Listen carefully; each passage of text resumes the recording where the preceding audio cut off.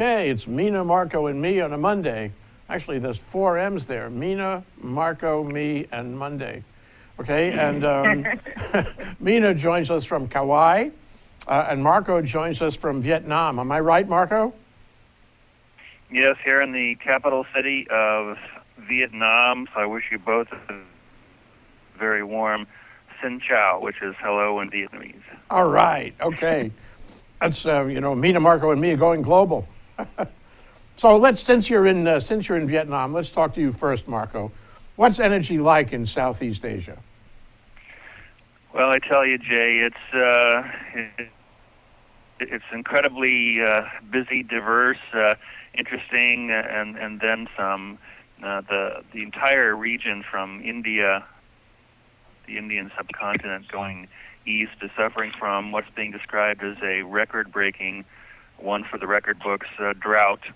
Very, very, very serious drought due to El Nino, global warming, and all that kind of stuff. And it's very, very serious from multiple perspectives, not least of which there's some projected power shortages due to reduced hydro capacity. Oh. And one of the interesting things I've learned since I've been here is that the Nikon River, one of the grand rivers of the world, which starts in the Tibetan Plateau in China, flows down south either through or by all 5 Southeast Asian countries of Laos, Myanmar,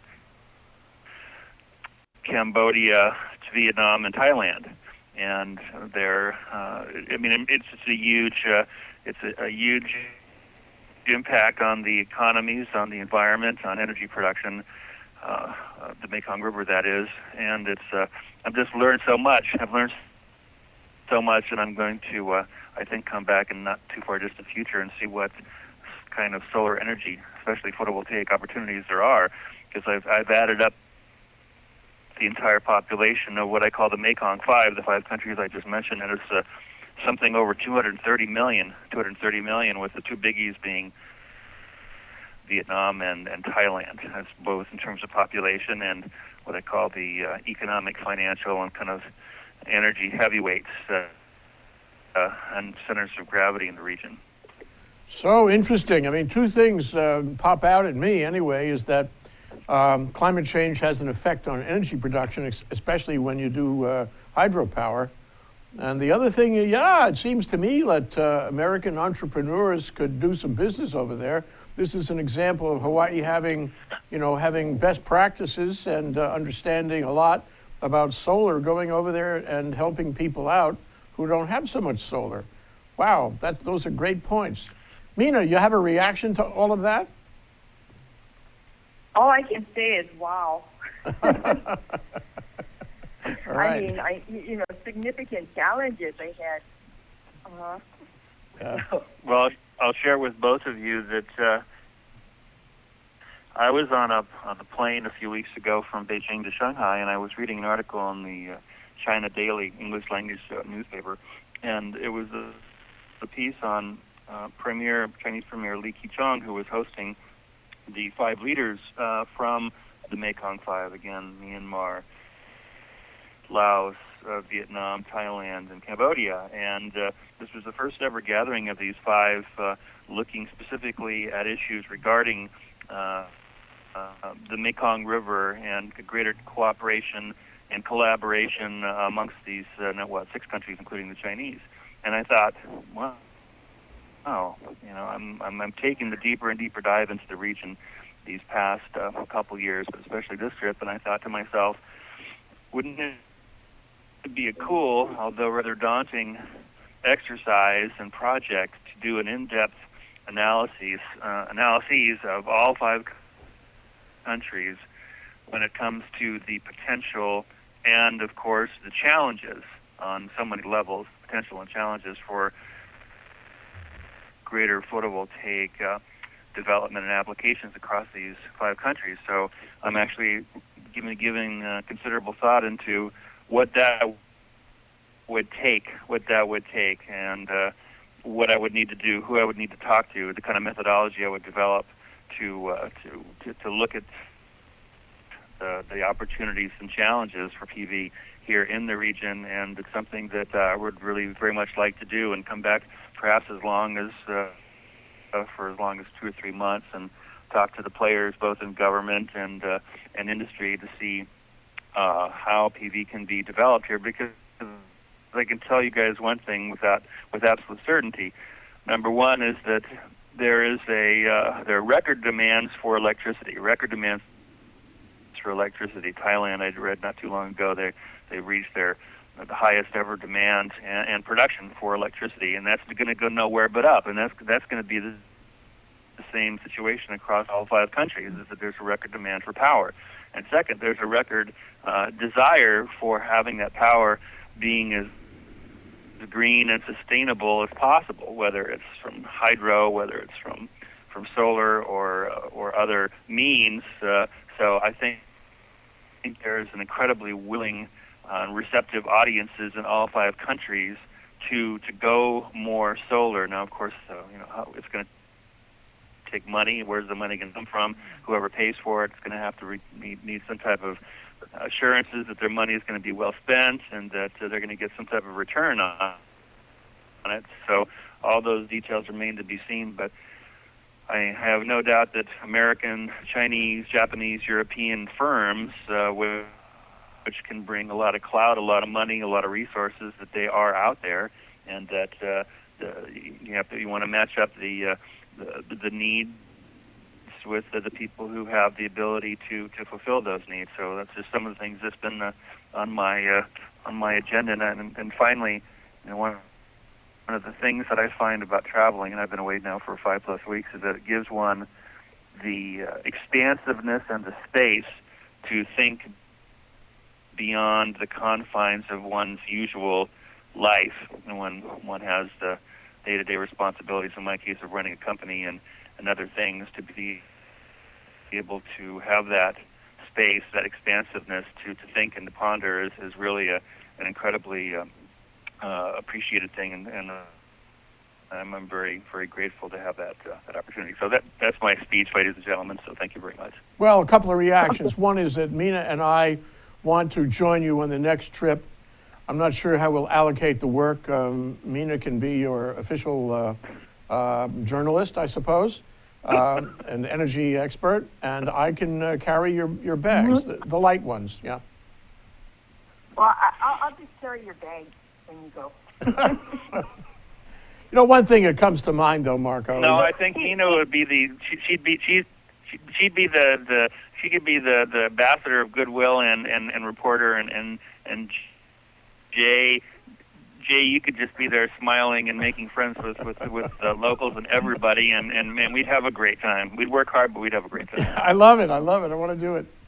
Anyway, it strikes me that this. Hey, Marco, I have a question, Marco. I mean, I'm not familiar with the grids there. So, are the grids interconnected throughout the countries, or are the grids mainly servicing the metropolitan areas? No, great question, Mina. I can't give you a comprehensive answer for all 5 countries, but I can tell you that, for example, for Myanmar, only 1/3, that is 1/3 of households have electricity. And those households are more likely to be in the main cities such as Mandalay or Yangon or Naypyidaw, which is the relatively new capital that the military, they were in charge, moved to. So the urban areas are heavily electrified, but the further afield you get, the less likely you are to have 100% coverage in terms of electrification. So one of the things, one of the categories of solar is, of course, out here would be off-grid, even if it's something as simple as having even a light or two on in someone's home after the sun goes down without having to burn a liquid fuel, which it sounds very simple, but that's the way it is in a good part of the developing world where there's no electricity, even to have one or two simple fluorescent lights. Well, I think you're in the right place, Marco. Absolutely. I think those 5 countries are coming together as never before. I mean, it was something, it was an event waiting to happen. Now I think it's actually happening. And the developments in Thailand really go in that direction, and so in Myanmar. And so I think these 5 countries will be tighter together than they were before, and it'll allow American businessmen to do things they couldn't do before for all 5 countries. So you're in the right place. Anyway, just one little kind of sidelight note, Jay, when you mentioned Myanmar, is that there's been a very positive change in government there over the past couple months with the end of military rule, 50+ years of military rule, and Aung San Suu Kyi, who is essentially the de facto leader there, and she said in a news conference just last week to a bunch of whole slew of invited dignitaries there, because she's the foreign minister as well as a couple of other titles, and she said that in answer to the question, now, how are we supposed to call you guys? Are you Burma or are you Myanmar? Because it was the military that changed it from Burma to Myanmar. She said, I don't care. Either one is fine. So it's official now that we can refer back to the country as Burma. Because it would sound kind of weird to remember the Burma shave ad for, what was it? What a for relief. shaving cream or something. Finally. Myanmar shave sounds really, really weird. So here, let's give a big round of applause for Burma is back. Yeah, Aung San Suu Kyi is back. That's important. Okay, well, let's move on to one other thing in Asia before we take a break, and that is the article. I don't think I sent it to you, Mina, but I sent it to Marco about a guy named Jai in China who is an entrepreneur who claims he can make a better electric car than Tesla or anyone else. And for him, it's starting with a white slate, a Carta Blanca, where he's going to make a car that is not only electric but also autonomous. And he's putting it all together. He's looking for a little money, I think, but it's very encouraging, at least as far as China is concerned, that there are entrepreneurs who are determined to jump over whatever we're doing in this country with respect to electric cars. Well, first of all, they need it. I mean, that's where the market is, and they have to look at something other than given the air quality problem. Yeah. As they move to vehicles, they have to look to cleaner vehicles there. Yeah. Marco, have you seen any electric cars in your travels? I would say in places like Thailand, you see more and more of them. I haven't seen one here in either Saigon, also known as Ho Chi Minh City, or Hanoi. I've seen also very, very little solar, by the way, here in Vietnam. There's a fair amount visible in places like Thailand. Nothing in Myanmar, but relatively. I mean, they have a long ways to go, and they realize that. And on the positive side, their economy has been growing very quickly. And Lordy, I was looking at some population numbers for Vietnam, and they've essentially doubled their population from somewhere in the 40+ million back in '75 when the war ended to now 2016 they're in almost 90 million people. Yeah, and the so U.S. has to maintain. So Marco, what about like electric bikes or electric scooters? Or are they still, a lot more electric gas burning 2-cycle? Yeah, much more the latter. You see a lot more electric scooters and a lot more noisy putt-putt 2-cycle stinky ones here. I mean, I can't tell you how somewhat of a rude and shocking experience it is to, in Saigon especially, is there just seems to be, without exaggeration, an infinite number of scooters, especially during rush hour. I mean, you look from one end of the street where they're coming from as they pass by you with this kind of rolling thunder like putt, and then you look to where they're going, and they stuff into infinity. It's just incredible, and it's just loud, it's stinky, it's super crowded. I mean, I understand certainly that not everybody says cars, nor would I want everybody to have cars, but now to answer your question, no, they still have a ways to go as far as going away from the 2-cycle stinky ones. Well, I think it's clear there's a market for, what do I call it, electricity development all over that area. And I suspect that China wants to be there, as it wants to be in that area on other issues as well. And so it's a bit of a contest, I think, Marco. So I'm glad you're there. And I hope, American businessmen can play a role in developing, the electric grid and electric equipment all over Southeast Asia. But, I think we have to recognize we're in competition with China on that. Let's take a short China, break. And Go ahead. Sure. Go ahead. No. Well, I'll gladly pick this up after the break. Okay, let's take a short break. This is Mina, Marita, Marco, and Mangelsdorf and me. How many M's is that on Monday? I think it's 7 Marvelous. M's. Marvelous. We'll be right back after the short break. Aloha, this is Maria Mera, and I'm here to invite you to my bilingual show, Viva Hawaii on Think Tech Hawaii, every other Monday at 3 p.m. We're here to inform, motivate, and entertain you. Join us. Hola, soy María Mera y estoy aquí para invitaros a mi show bilingüe Viva Hawaii en Think Tech Hawaii cada 2 lunes a las 3 de la tarde. Estamos aquí para informaros, motivaros y entreteneros. Apuntaros. Aloha! Hello, my name is Patrick Bratton. I'm host of Global Connections here at Think Tech Hawaii. We broadcast live every Thursday at 1 p.m. We bring Hawaii to the world and the world to Hawaii, talking about international events and various things of interest to the audience. Please join me. I look forward to talking with you and having you get to meet some of my guests. Aloha. Aloha, I'm Kirsten Baumgart-Turner, and I'm fortunate to be able to host Sustainable Hawaii at thinktechhawaii.com. I hope you'll join in with us every Tuesday from 12 noon to 1 p.m. to see the interesting people we have to share with you their information. Aloha. We're back, we're live. We're here with Mina Morita, Marco Mangelsdorf, and me on Monday. And it's marvelous. Let's turn to Mina. Mina, you wrote an article, another wonderful article, analyzing the situation around SunEdison. You want to synopsize that for us? Well, basically, SunEdison filed for bankruptcy protection on last Thursday.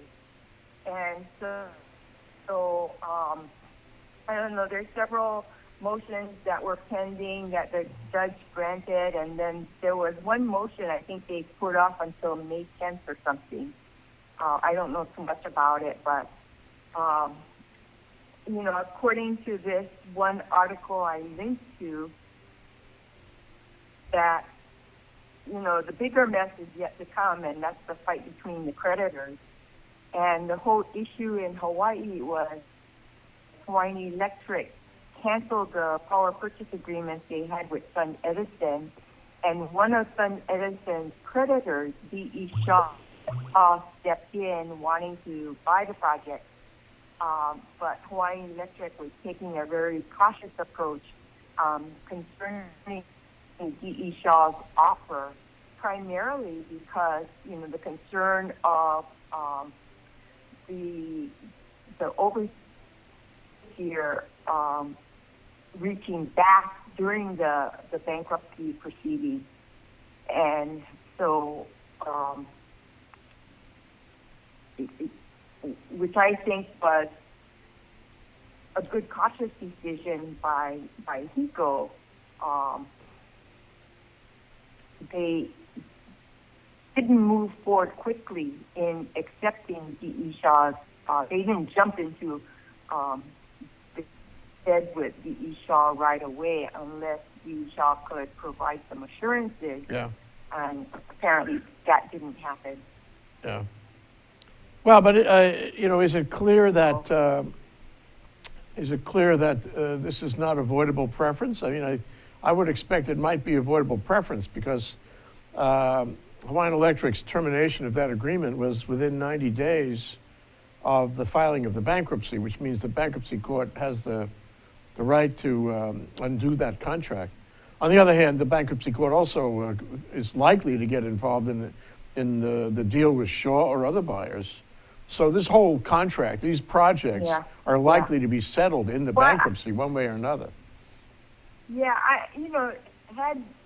if D. Shaw was someone else other than a creditor, I think, the sale of the project would have a better chance of withstanding any kind of clawback. But, your D. Shaw is a creditor, and so, all the creditors are going to have a big fight amongst themselves.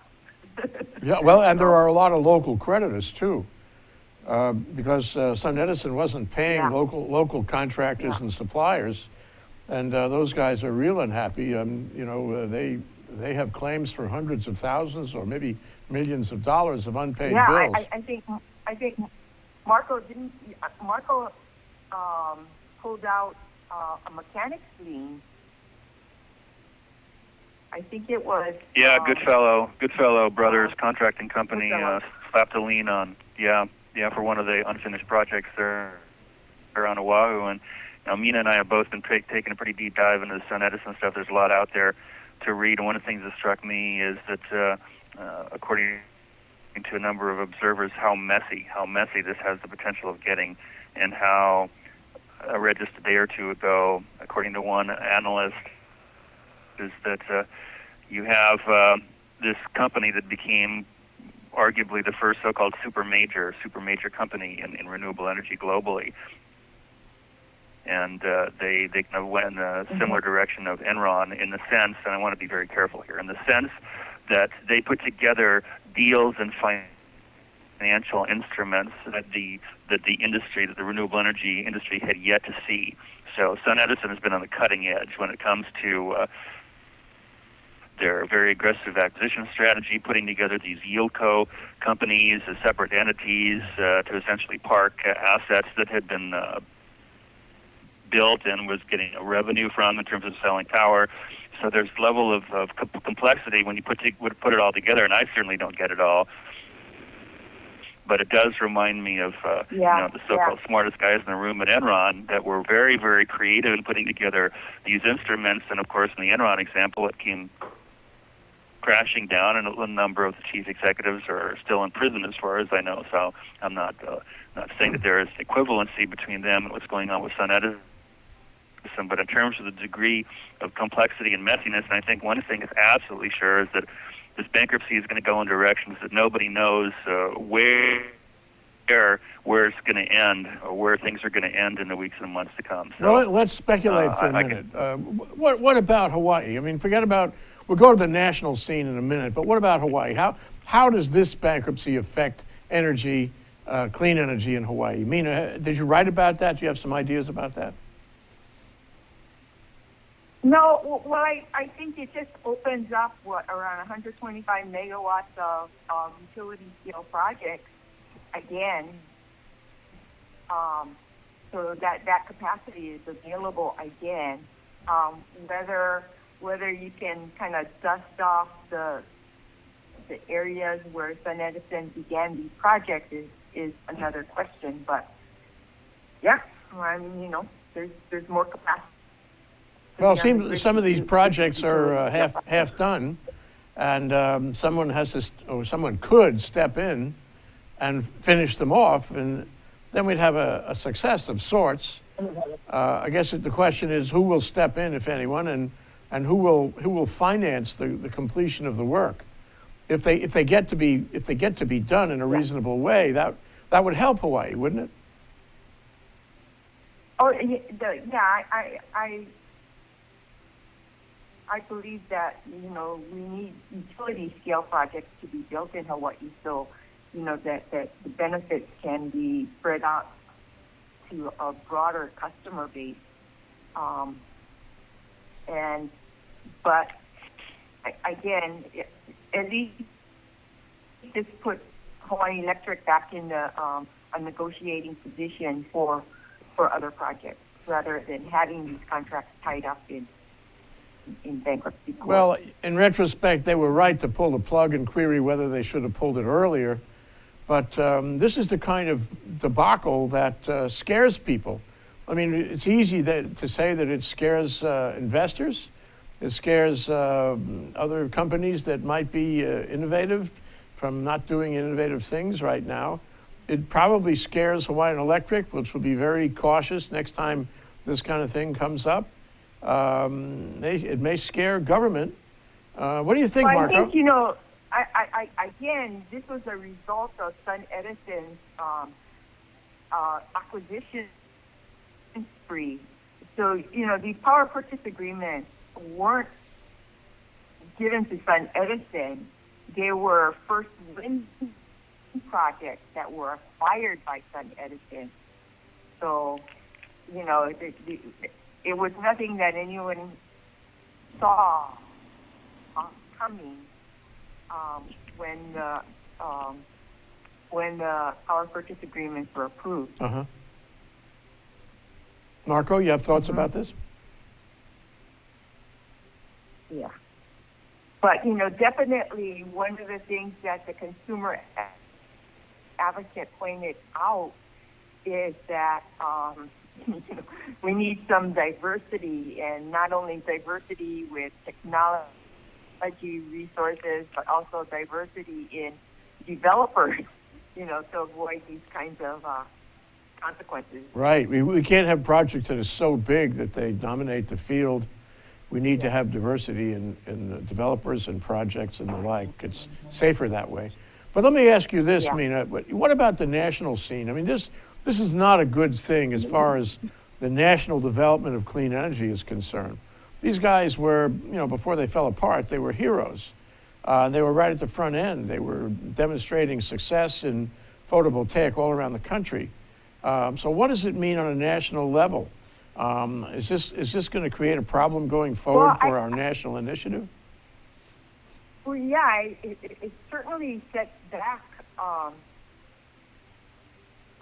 clean energy, and definitely, you know, from this experience, Wall Street investors are going to take a more cautious approach in financing renewable projects. But I think the big takeaway from this is, you know, just because it's clean and green doesn't mean that due diligence is required of any company. And it appears that it's enamored with the creative financing aspect, kind of like the Enron situation too, and seeing that you know, money was flowing easily for a while, but that doesn't diminish the need for due diligence. Right. It sobers us up at the least. Marco, are you still on the line? And I don't know how Marco feels about this, but you know, I think it's a good thing that the civic acquisition didn't go through, and that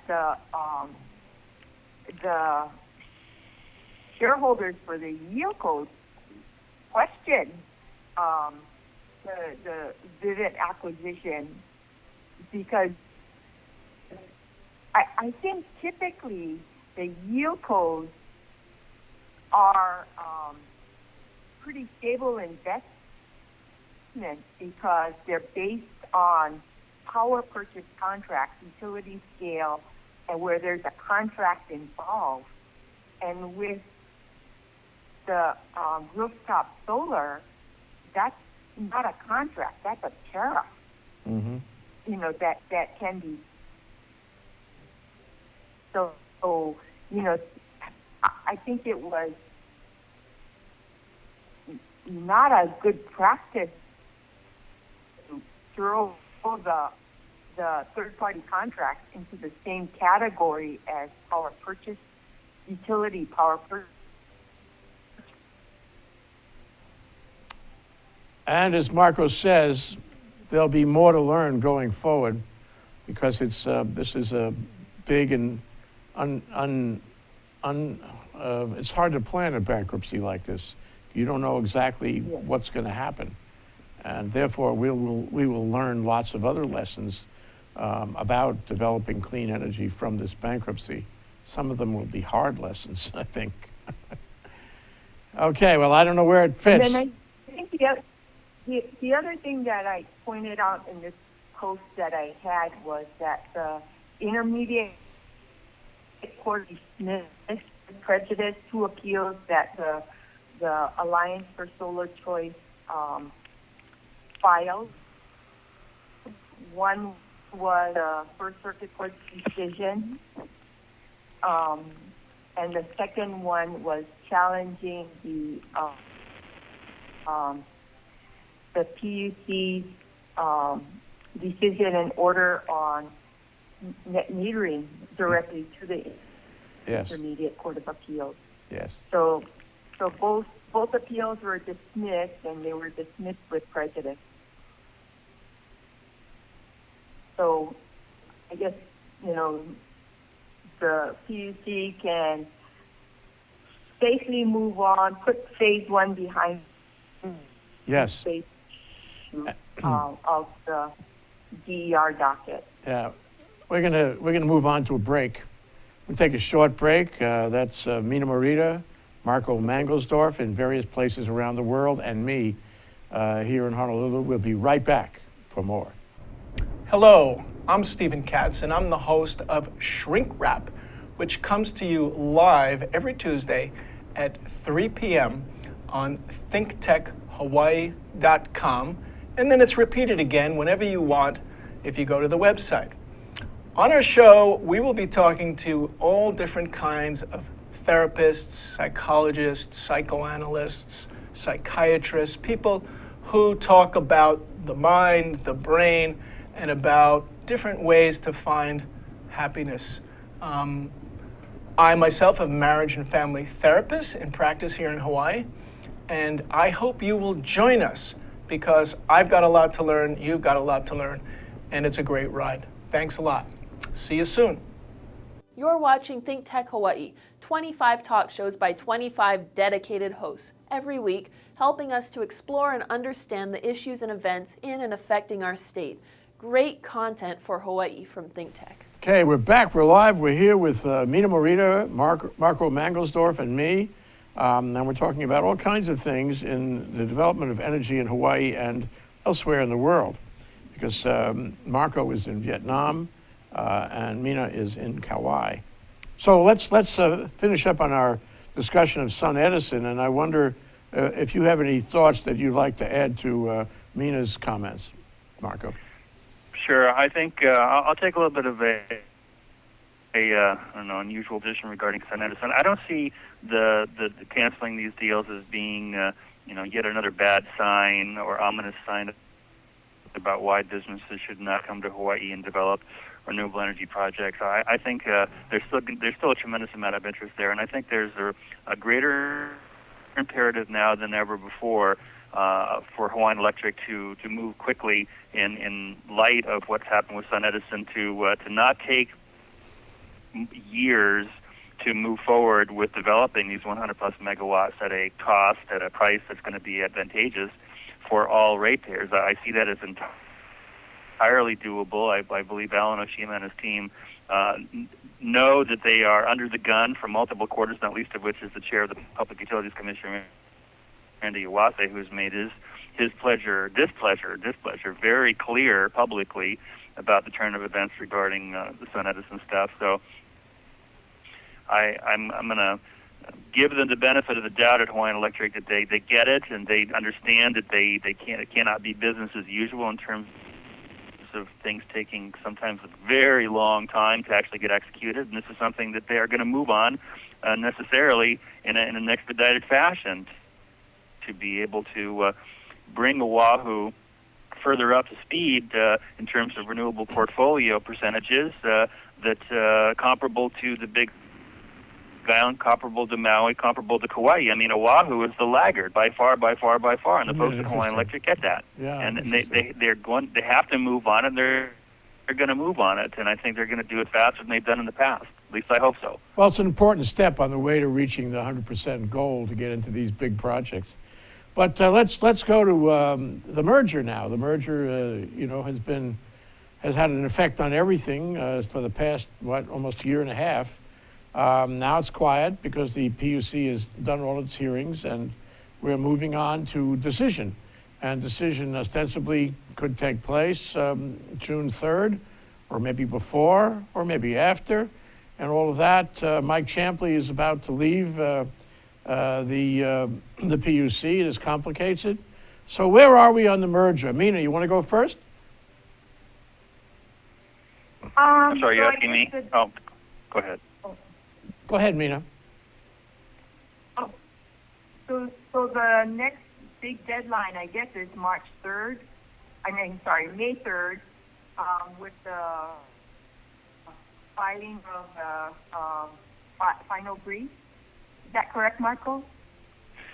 May 2nd. May 2nd is May the 2nd. deadline for Yeah. the week from Tuesday, the deadline for the receipt of the so-called reply briefs. The reply briefs that will be the applicants and the interveners' opportunity to reply with restrictions in terms of length, reply to the post-hearing briefs, and then hopefully thank the gods and thank the goddesses, and all of the above. All the paperwork shuffle should be done a week from Monday, and then after this year and a half long process, since it opened on December 3rd, 2014, it'll go to the jury. Jury being the three commissioners, and they'll have a little under 2 months before Mike Champley exit stage left to do bigger and brighter or more peaceful things, perhaps. That's maybe he wishes for that. And then kind of new ball game. Who's the governor going to nominate? I'm sure there's a fair amount of speculation in terms of the usual suspects of who David Eakin may like to see as commissioner number 3. So, a couple months or so of the existing 3, and we'll see if they can surprise us all, perhaps, and come up with a quick order, or have it take months and months longer. So it's, but at least, ladies and gentlemen, we're getting closer to an end, I think. So may that end come sooner rather than later for all concerned. Well, can they rule Yeah, if I after agree. Mike Champley leaves? I beg your pardon? Can they rule on this after Mike Champley leaves? Well, I think the determining factor is whether Nextera is going to walk or not if a decision doesn't come out by, June 3rd? Yes. So they have the right to walk, and they don't have to pay a penalty if they decide to walk at June 3rd. Yeah. So that to me, that's the determinant, is that date rather than June 30th. Yes. Well, what do you think, Mina? What's going to happen? I mean, you must be speculating and prognosticating and predicting. What do you think is going to happen here? Well, I don't have a clue. My only hope is that the PUC will make a decision up or down by June 3rd. Yes. And I think that not only the applicants but also the public are owed a timely decision on this matter, so we can move on one way or the other. Yes. Yes.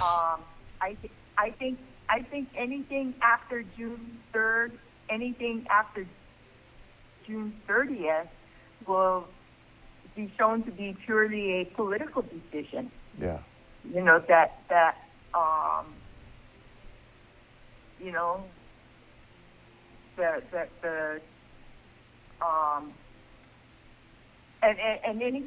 Anything after June 3rd is probably likely a denial of the application. That's Right. They my wanted to keep it sense. together. They have to act before Nextera has a way out. So what about you, Marco? Do you have any predictions you want to share with us? Oh, God. I'm not going to go out there as far as whether it's going to be yay or nay, or yay with conditions, or yay unequivocally. I have no doubt that this has been one of the most grinded over, studied, talked about, researched in minutia dockets in the history of statehood in Hawaii, and I have no doubt that these three commissioners have been doing and will continue to do their absolute best in making the best decision that they feel. Well, let me frame it this way. Of the state of Hawaii. Let's assume for this I'll leave it at that. discussion. Let's assume for this discussion that it's a denial. Let's assume for that. What happens then? Would you care to make a prediction on what happens to our clean energy initiative, to our goal to reach 100%, to all the projects that are, pending and contemplated to do that, to Hawaiian Electric's moves on the field, if this deal fails? Any predictions on that, you guys? Well, I think Mina? I think we just struggle on, and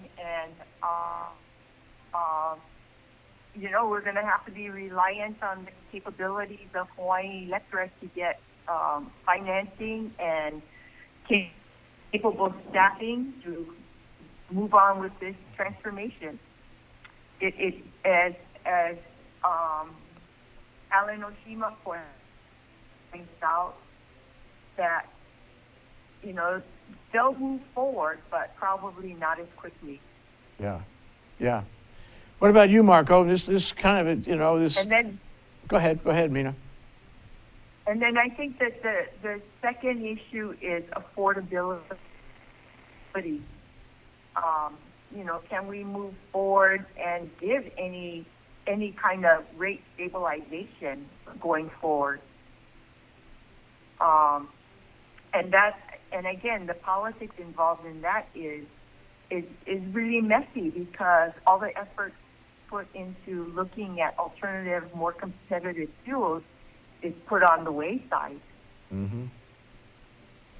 Yeah, complicated. Marco, but it'll get settled, at least to some extent, after this is settled. We need to settle this in order to move on, one way or the other. Marco, what about you? In the possibility, the hypothetical possibility I raised, that is, the deal fails in some way, for whatever reason, what's going to happen? Do you have any predictions? And do you have any predictions about how that might affect your co-op project in the Big Island? Well, first let me say, AJ, that to use the oft-used metaphor, man, this train has already left the station in terms of the state's commitment.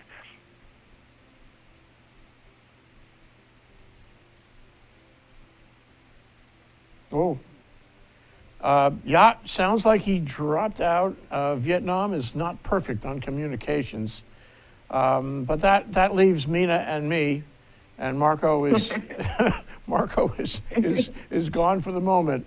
So we plan to get back in 2 weeks. Mina, you want to make any final statements on the situation?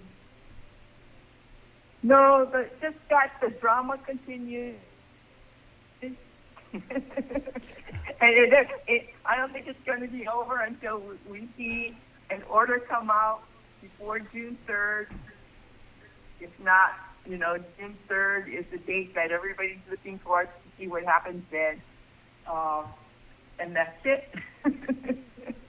It reminds me of when they select a new pope. You're in a little chimney in the Vatican, and you wait for a little puff of white smoke.